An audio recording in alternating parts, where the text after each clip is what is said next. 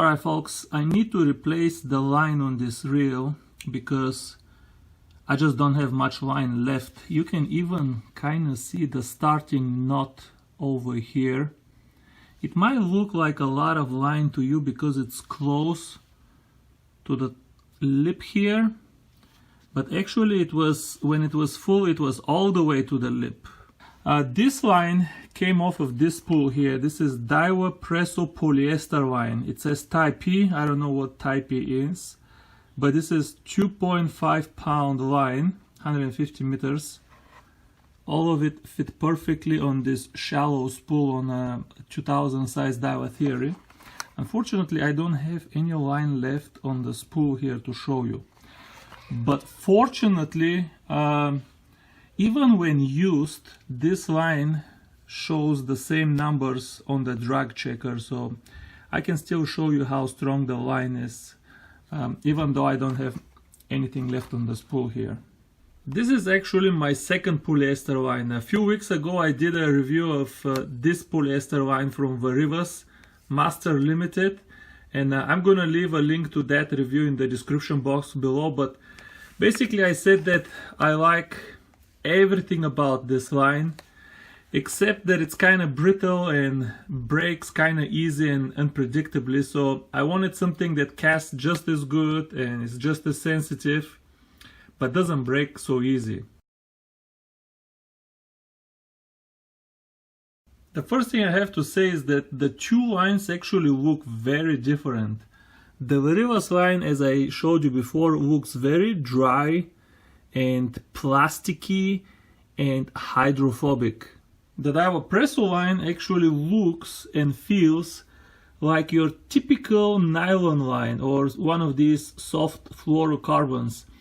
The diameter is a little bit thicker than the Varivas line, but the line, despite being a little bit thicker, is actually softer, and it also is much more compliant when you put it on the spool. It doesn't want to shoot out of the spool like the Varivas line. The Varivas line will drive you nuts the first time you use it.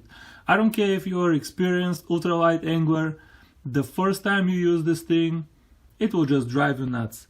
This one, you put it on the spool, yeah, it still comes out, but it is much better, much easier to work with than the Varivas polyester line. And the two lines are very different, but so far the DAIWA Presso is much better. It's soft, smooth, shiny, and very compliant on the spool. I like all of that. When it comes to real-world breaking strength, there is again a big difference between the two lines. On paper, they have very similar breaking strength. The Presso is rated at 2.5 pounds and the Varivas at 2.3 pounds. And not only on paper, but when I test them with my drag checker, the Varivas tested right around 0.9 kilogram. And the DAIWA Presso actually tested right at 1 kilogram. Okay, so on paper and on the bench test, the Presso line shows about 10% more in breaking strength, which is okay, but not a big deal. But in my observation, in real life, the DAIWA Presso is more like twice stronger than the Varivas line. The problem with the Varivas line is that sometimes it breaks at 2 pounds, sometimes it breaks at 1 pound, sometimes it breaks at half a pound. If you fish near any kind of abrasion, even if it's soft weeds, I have broken this line getting snagged on nothing but weeds. If you fish any kind of abrasion, this line, the breaking strength becomes very unpredictable. You don't know when it's gonna break, and it makes you very nervous. If you fish in clear water, you're not touching anything, then yeah, you can kind of get about 2 pounds out of this line. When I said that the Presso in real life feels like twice stronger than the Varivas, I don't mean that it breaks at 4 pounds sometimes.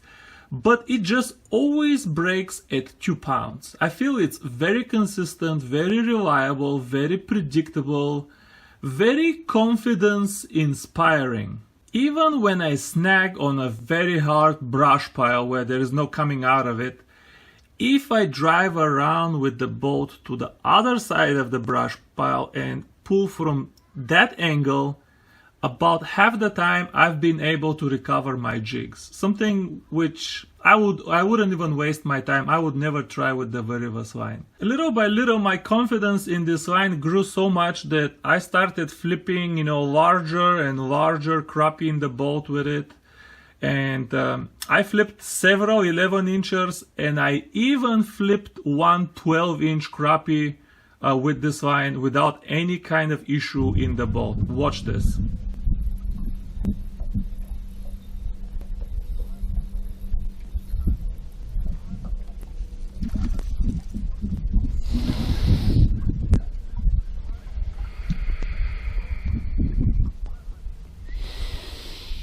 Look at this thing.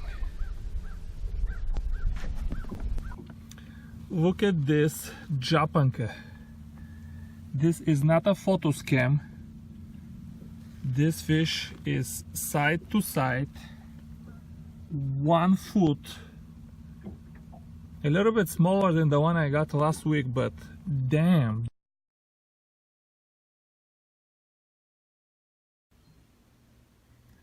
I noticed something very interesting the first time I broke off these lines. They were floating on top of the water. But how can that be? These lines are denser than fluorocarbon, and they're supposed to sink faster than fluorocarbon or sink at all. But even in my own personal experience, they do sink very fast. Fishing these lines in deep water is just a pleasure. First of all, because they're thin, they cut through the water very fast. But then in my experience, they do sink, and they sink fast. So fishing deep, if you have no snags, is a pleasure with these lines.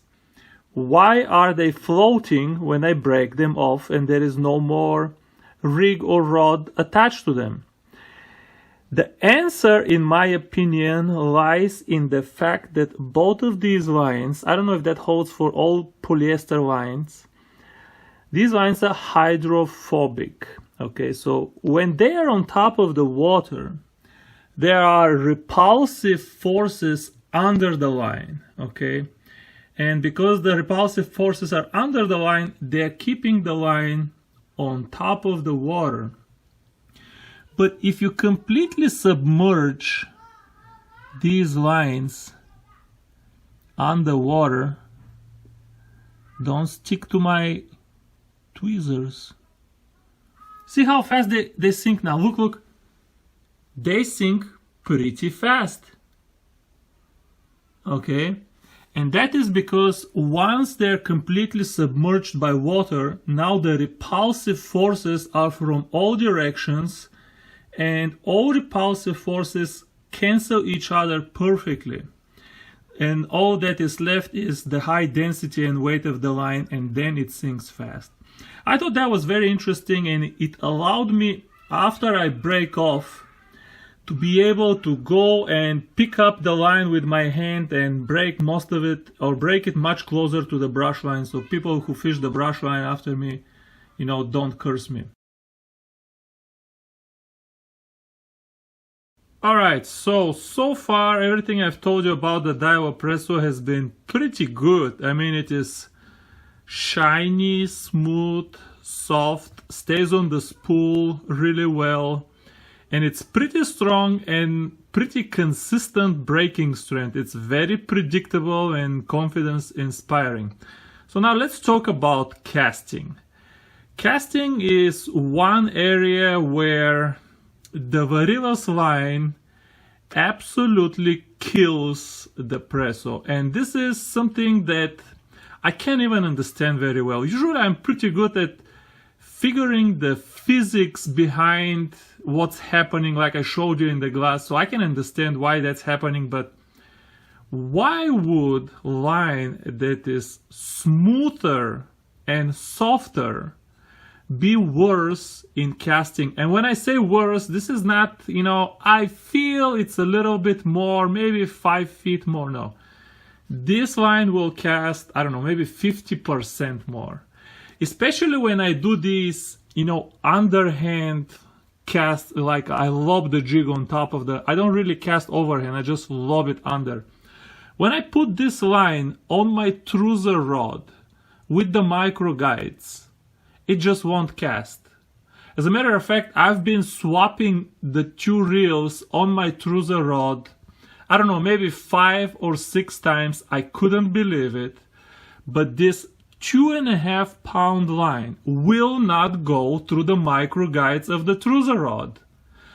And this line that is kind of plasticky, it's not really smooth. You can almost feel some texture on the line. This line goes through the micro guides of the trouser rod like nothing. Okay. As a matter of fact, if you buy the trouser rod after watching my review, you have to consider this line. If you don't like this color, they have a clear color, which I also purchased for that reason. But this line will go through the micro guides. This line just will not go through these micro guides. Why is that? Maybe because it is so smooth, it is actually sticking to the guides. I don't know, guys, but this line will not cast through micro guides. It actually, when I put it here on this DAIWA Presso, but the DAIWA Presso, I don't want to show you now, but even the top guide is pretty good size. This line will fly through the DAIWA Presso guides completely silently, like without any problem. So on most rods, it still flies very good just because it's so thin and so smooth, okay? But beware if you plan to use it on rods with micro guides. I had big problems. Okay, so the casting distance remains a mystery. Maybe some of you can help me solve that mystery. Let's talk about sensitivity now. And the sensitivity story is absolutely the same story I just told you about casting distance. The 2 lines just do not compare in sensitivity. The Varivas line is just in a different category, okay? There is nothing wrong with the Presso. It's still a very sensitive line. But the problem is we already have so many good sensitive lines. All of the fluorocarbons from Cigar are, in my opinion, very sensitive. A 6 pound braid is also very sensitive. So, it is a very sensitive line, but not outstanding, not different, just nothing to talk about. This thing is something else. This thing is, even if you fished, fluorocarbon and braids all your life, when you try this line, it will put a smile on your face. Just, the first time I tried it, it was on a, $60, DAIWA Presso. This is a $60 rod, not exactly the most sensitive rod out there, just IM7 carbon. But I was just shocked at how many new things all of a sudden I'm able to detect. All kinds of little taps, little bumps on the bottom. I mean, I had never felt anything like this. And I don't feel these things with this DAIWA Presso line. The DAIWA Presso line, just, to sum it up, to me, it really looks and feels and casts and senses like a normal high quality fluorocarbon line. I'm not going to say which of these lines is better because it really depends on what is more important for you. Is it reliability or is it just the fun factor and just extreme new sensations? If I fished a tournament, for a lot of money, I probably wouldn't take chances with this line. But if I haven't tried anything new for a long time and I just want to try something new just for fun, you know, just to experience something new, this is definitely the line. I will just tell you that I personally will not be buying any more of the DAIWA Presso line, and you know I love the DAIWA Presso name and brand and everything, and I still hold that this line doesn't have a single flaw. It's good at everything, but it is not outstanding at anything. And just, you know, today the fishing world is just already full of good products. So if you don't have anything special, it's difficult to come back to you. Alright guys, this is all I have for this one. Thank you for reaching the end, for lasting to the end of this video, and I hope to see you around. Bye bye.